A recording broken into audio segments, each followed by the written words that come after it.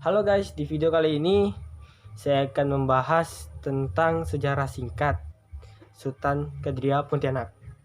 Sebelum materinya saya jelaskan, terlebih baiknya kalian harus like, subscribe, dan komen. Karena apa? Karena subscribe itu gratis gratis tanpa dibayar sedikit pun. Get off of me, I'm fucking deep in Tennessee with my brothers from the 3. We quick to click and break the peace. No respect for what they think. Yang pertama saya akan jelaskan dengan singkat di sini ialah sistem pemerintahan atau pemerintahan ya. Pada awal mulanya itu pada tahun 1771, yakni Sultan pertama Kadria Pontianak, yakni Sultan Syarif Abdurrahman Al-Qadri, membangun kesultanannya dari tahun 1771 hingga sampai dengan 1778. Ini masih membangun ya. Dan dia memerintahnya sampai dengan 1808. Lalu digantikan dengan Sultan Kasim Al-Qadri. Dan di sini pemerintahan Sultan Kasim Al-Qadri sekitaran 1808 sampai dengan 1819. Di sini ada terkaitan 11 tahunan lah gitu.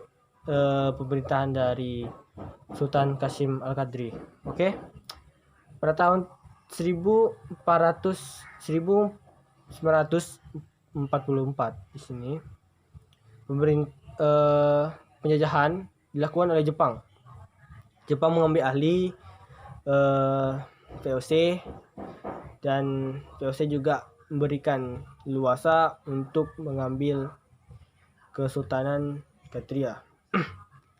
Pada tahun bersamaan di sini yang menjabat pada saat itu ialah Sultan Muhammad Al-Qadri. Ada satu hal yang menarik menurut saya di sini ialah kasus penculikan yang dilakukan oleh penjajah Jepang. Dan di sini Sultan Muhammad Al-Qadri digantikan oleh Sultan Tah Al-Qadri pada tahun 1945. Dan setelah Jepang dikalahkan oleh pasukan sekutu pada tahun 1945 yang pengeboman di Hiroshima dan Nagasaki oleh Amerika, Jepang menyerahkan mandatnya ke Indonesia, yakni kemerdekaan. Dan pada saat itu Sultan Kadria pada tahun 1945 yakni Sultan Hamid II Al-Qadri. Pada tahun tersebut juga menjadi saksi Kerajaan Pontianak sehingga menjadi Provinsi Kalimantan Barat dan telah menjadi destinasi sendiri sehingga para pengunjung juga merasakan nuansa-nuansa hingga sekarang.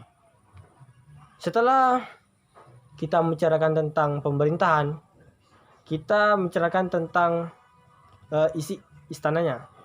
Oke. Isi istananya di sini ialah ada satu hal menarik yang saya baca di sini.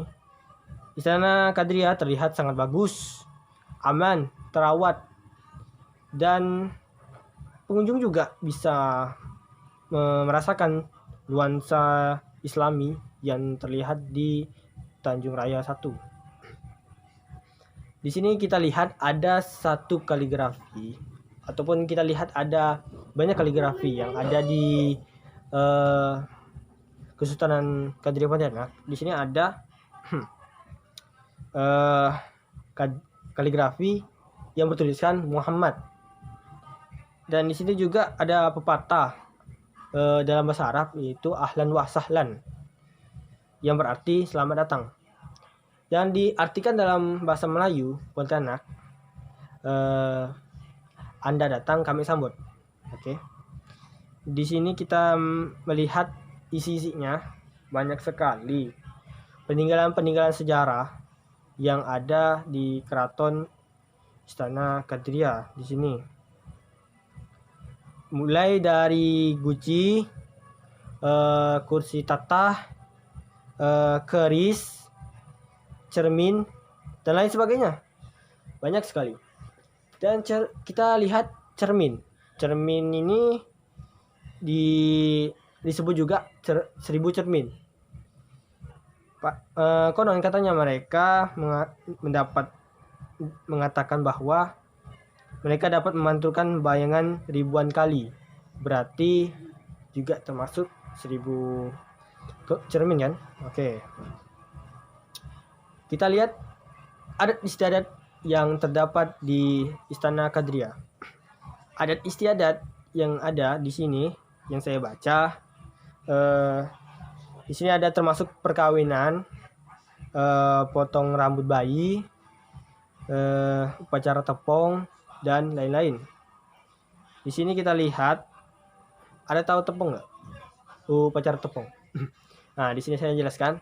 Upacara tepung adalah pembersihan keris pusaka oleh ahli waris kerajaan Pontianak di Keraton Kadria. Di tempatnya terdapat simbol meriam. Nah, meriam ini kenapa sih menjadi simbolik dari Sultanan Kadria Pontianak? Di sini kenapa? Karena pada zaman dahulu kala meriam ini dijadikan alat penunjuk arah untuk ke Kesultanan Kadria. Makanya di sini itu ada simbolik meriam. Dan juga terdapat lonceng meriam yang dibunyikan jika terjadi keadaan darurat pada saat itu. Oke guys, di sini juga ada salah satu simbolik juga selain meriam sama lonceng. Di sini lancang kuning. Di sini lancang kuning juga dijadikan lagu. Nah, lancang kuning itu apa aja? Apa? Oke. Lancang kuning itu adalah transportasi raja dan lambang keraton. Pada saat itu kan kalian tahu lah sendiri di fiksi-fiksi kerajaan fiksi-fiksi gitu kan. Dia kalau di fiksi kan pasti ada keretanya kan. Kereta, ada kuda, ada kereta. Sedangkan di keraton di sini alat transportasinya itu jala lancang kuning. Dan jika orang belum mengunjungi Istana Kadria, mereka dianggap belum mengunjungi Pontianak. Oke. Baik. Begitulah yang saya sampaikan. Kurang lebihnya mohon dimaafkan. Bila ada kata-kata saya yang salah dan informasi yang saya belum akurat, mohon dimaafkan. Kita sesama manusia dan juga kita banyak salah ya. Untuk tadi itu, wabil taufik wa hidayah. Wassalamualaikum warahmatullahi wabarakatuh. Bye bye. 違うかも全人がいたから石のように硬いそんな気が父もつまらないままです